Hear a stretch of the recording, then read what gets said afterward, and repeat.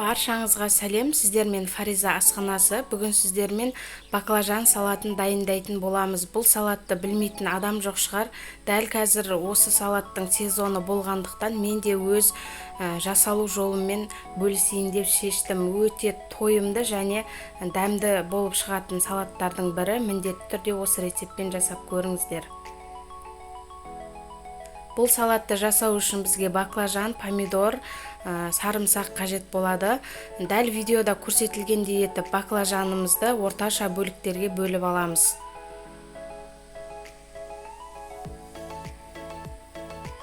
Дәл осындай жұқалықта болу керек, бұдан қалыңда жұқа да болып кетпесін.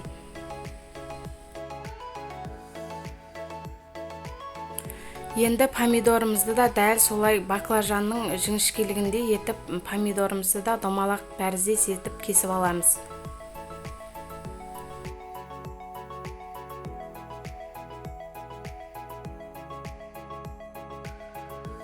Ендігі кезекте ортасына жағатын соусымызды дайындап аламыз. Ол үшін майонезге бір сарымсақты өте ұсақ үткіштен өткізіп, салып жақсылап араластырамыз.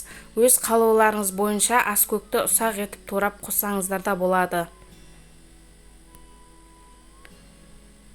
Осымен біздің соусымыз дайын. Енді клеарын дайындайтын боламыз. 2 жұмыртқаға тұз қосып жақсылап араластырамыз. Енді жаңағы дайындап кесіп қойған баклажандарымызды дәл видеода көрсетілгендей етіп жұмыртқаға батырып аламыз. Енді қызып тұрған майымызға салып қызарғанша қуырамыз.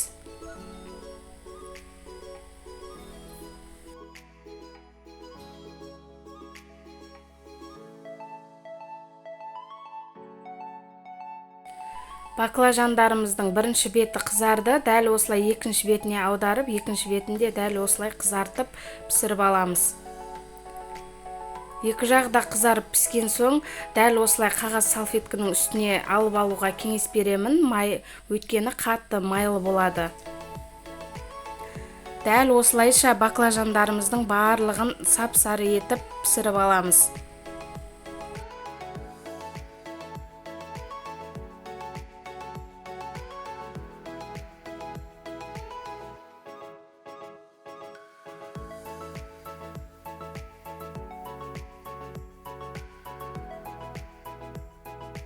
Дәл осылайша баклажандарымыздың барлығын пісіріп алдық. Енді дәл видеода көрсетілгендей етіп, баклажандарымыздың барлығын қойып шығамыз. Егер баклажандарыңыз менікінде қатты майлы болып жатса, дәл осылай салфеткамен бетін сүртіп, майын алып алсаңыздар болады.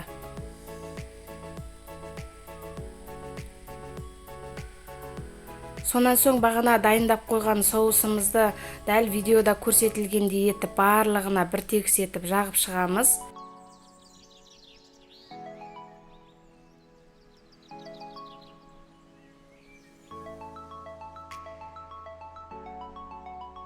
Сонан соң бағана кесіп дайындап қойған помидорларымызды қойып шығамыз.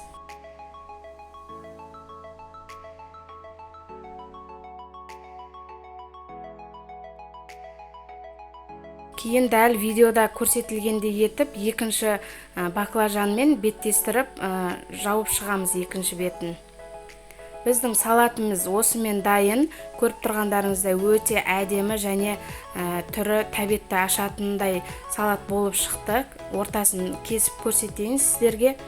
Міндетті түрде осы рецепт бойынша жасап көріңіздер, өте дәмді болып шығады және де бір жасағаннан ойыңыздағыдай өте әдем болып шығады.